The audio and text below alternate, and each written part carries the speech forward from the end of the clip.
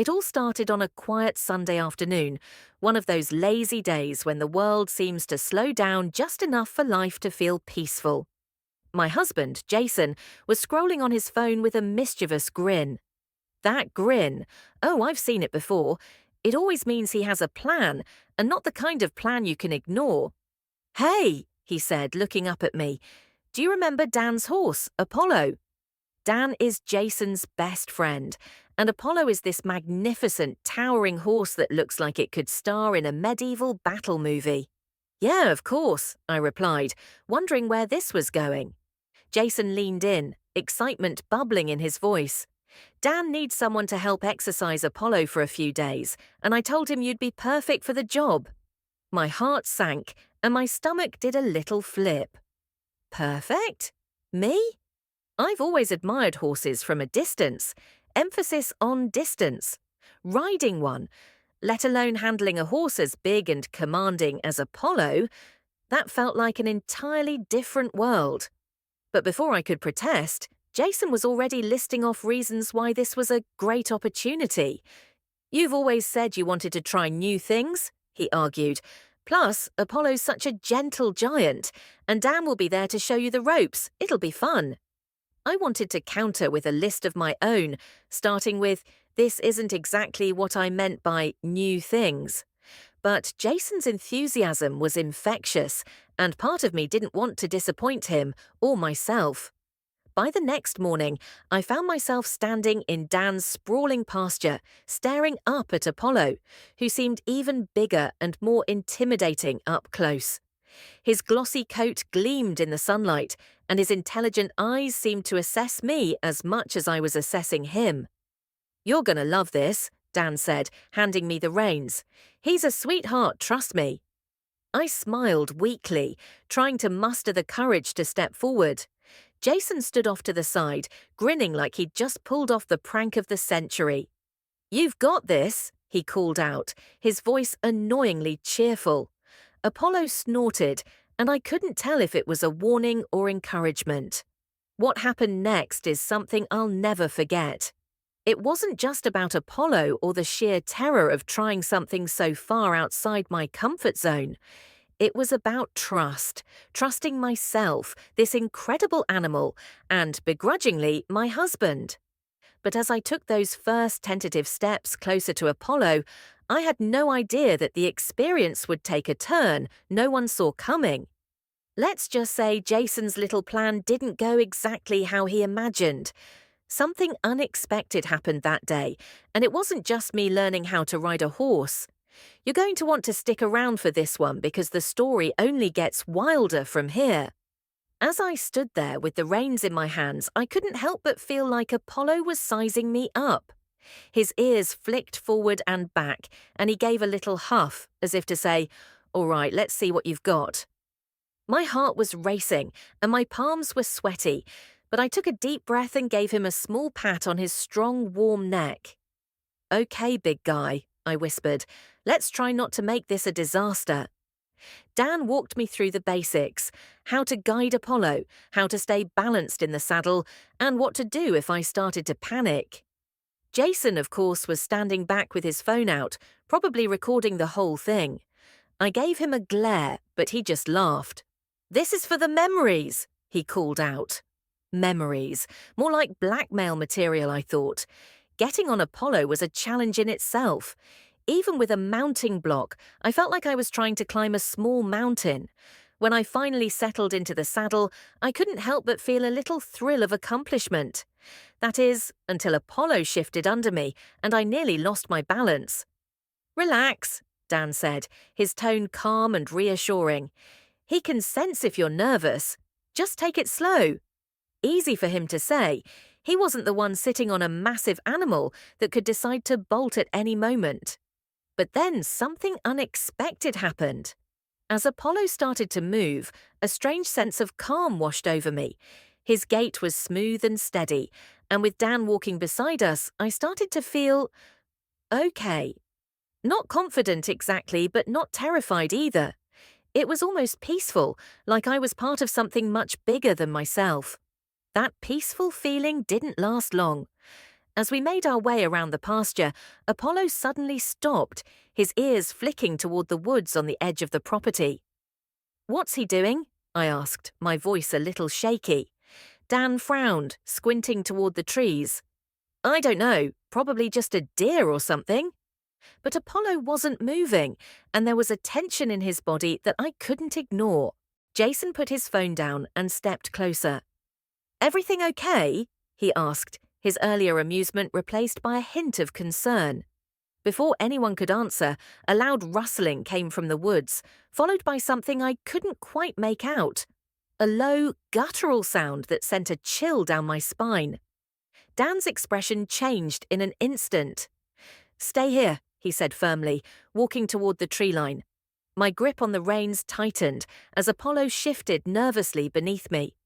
Jason and I exchanged a glance, both of us suddenly aware that this wasn't just about me learning to ride a horse anymore. Whatever was in those woods, it wasn't just a deer. And I had the sinking feeling that this peaceful Sunday afternoon was about to take a turn we weren't prepared for. Dan disappeared into the woods, and the silence that followed was unnerving.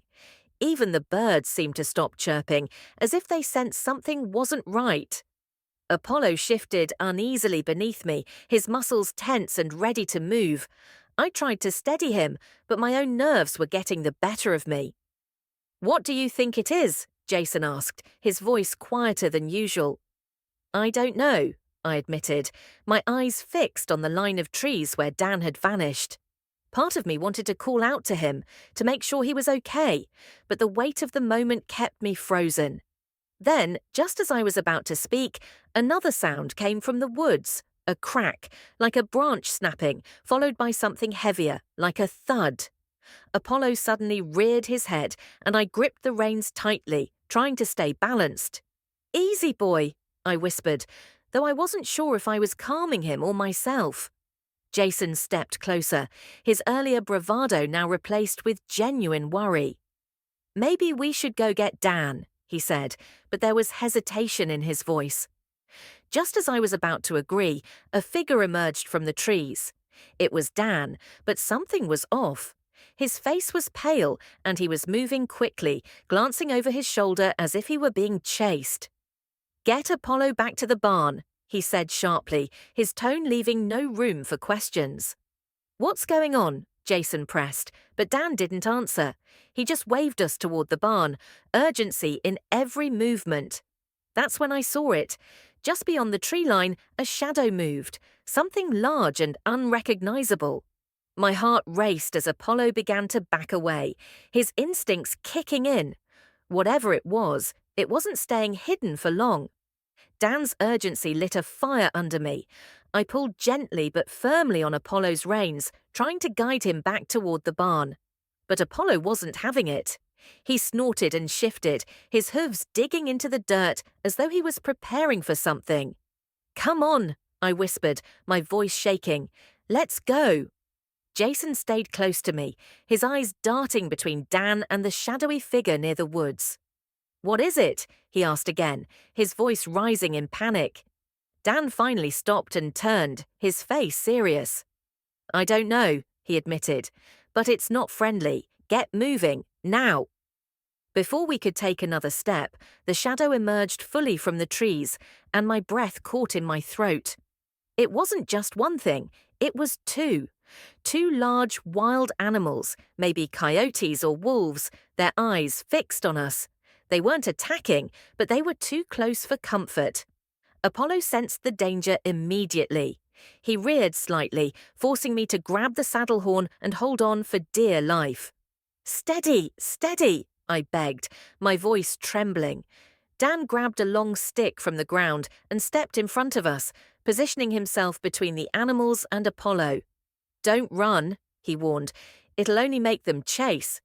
Jason, ever the skeptic, muttered, "Isn't this where we should be calling someone? Like animal control?" But his joke fell flat against the tension in the air. The animals crept closer, their movements slow and deliberate, their eyes locked on Apollo. Every instinct told me to run, to scream, but I stayed frozen, my pulse racing. Apollo shifted again, and I felt the reins slip slightly from my grip. One wrong move, and this could spiral out of control. And then, in an instant, something happened that none of us expected. Before any of us could react, Apollo did something I didn't see coming. With a loud, sharp whinny, he lunged forward, his massive hooves stomping the ground with a force that sent vibrations up my legs. The sudden movement startled the two animals, making them pause in their tracks. They bared their teeth but hesitated, as if re-evaluating their plan. "Hold him steady!" Dan shouted, but my grip on the reins was slipping.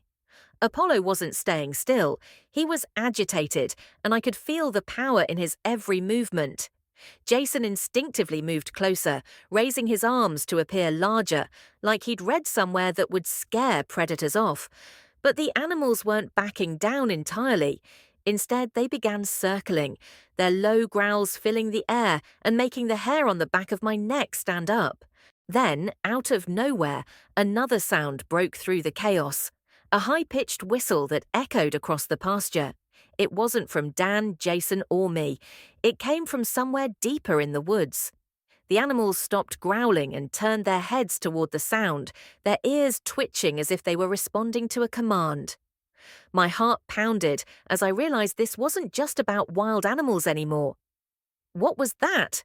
Jason asked, his voice barely above a whisper. Dan didn't answer. His eyes were fixed on the tree line, his jaw tight. "Get him to the barn now," he said, his tone sharper than before. I tried again to guide Apollo, but he was still tense, his ears pinned back, his nostrils flaring. The whistle came again, this time closer, and the animals retreated a few steps, their growls replaced by wary glances toward the trees. But they didn't leave entirely. They stayed on the edge of the clearing, like they were waiting for something, or someone. Dan turned to us, his face pale. "There's someone out there," he said, his voice low but urgent, "and they're controlling these animals."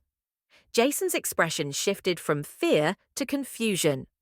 "Are you saying someone trained wolves? That's insane." "Maybe," Dan said, "but this isn't normal. We need to go, now."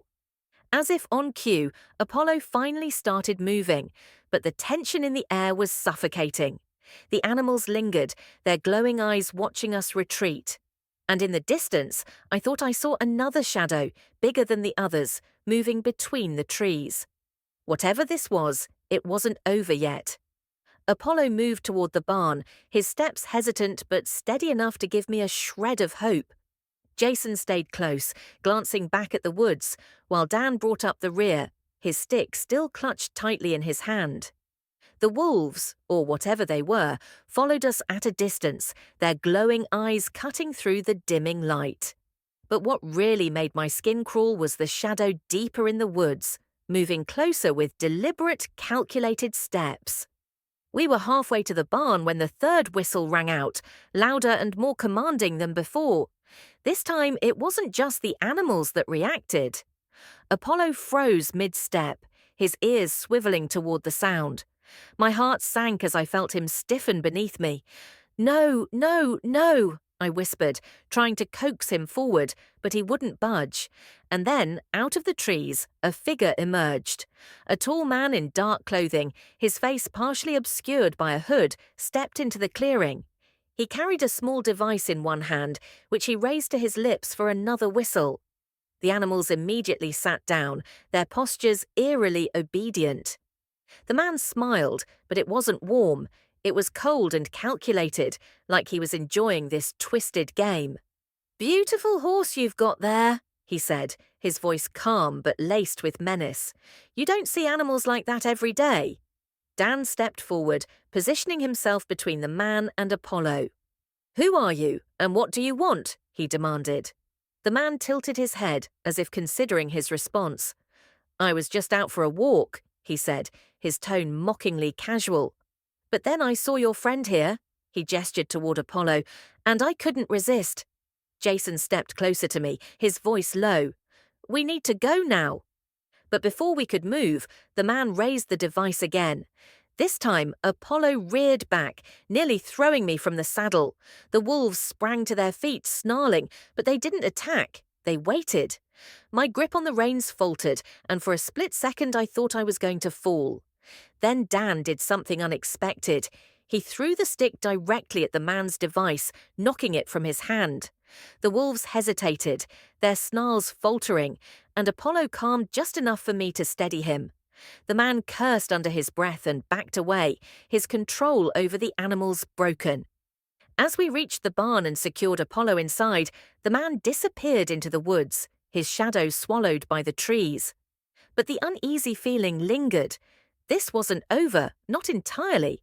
Somewhere out there he was still watching, waiting. The barn door slammed shut behind us, and the tension finally broke. Apollo paced nervously in his stall, but at least he was safe. I slid off his back with shaky legs, my heart still pounding. Jason helped steady me, his face pale and his hands trembling as much as mine. "What the hell just happened?" he asked, his voice barely above a whisper. Dan didn't answer right away. He stood by the window, staring out into the darkening woods, his jaw tight. Finally, he turned to us. "That guy, whoever he is, he's dangerous," he said, his voice low and serious. This wasn't just about scaring us. He wanted something. My thoughts immediately went to Apollo. "Do you think he was trying to steal him?" I asked, glancing nervously at the horse. Dan nodded. "It's possible. Horses like Apollo are rare, and someone like that could sell him for a lot of money. But the way he controlled those animals—" He trailed off, shaking his head. Jason leaned against the wall, running a hand through his hair. "This is insane. Who even does that? Training wolves, whistling commands. It's like something out of a movie." I didn't have an answer, but I couldn't shake the image of the man's cold smile. Whoever he was, he had planned this, and the thought of him lurking out there made my skin crawl. "Do we call the police?" I asked, my voice still shaky. Dan hesitated, then nodded. "We should, at least to report what happened. They might not be able to do much, but it's better than nothing." As we made the call, the tension in the barn began to fade, replaced by a cautious relief. Apollo finally settled down, his breathing steady as he nibbled on some hay. Jason stayed close to me, his earlier confidence replaced by a quiet protectiveness. By the time the police arrived, the woods were silent again, and the man was long gone. They took our statements, but I could tell they were skeptical about the whole story. Still, they promised to keep an eye on the area and investigate any reports of suspicious activity. As we drove home that night, the events of the day played over and over in my mind. I couldn't help but feel a strange mix of fear and gratitude. Fear because I knew this wasn't the last we'd hear of that man. Gratitude because, despite everything, we were safe, and so was Apollo. Sometimes the unexpected has a way of shaking you to your core, reminding you of what truly matters.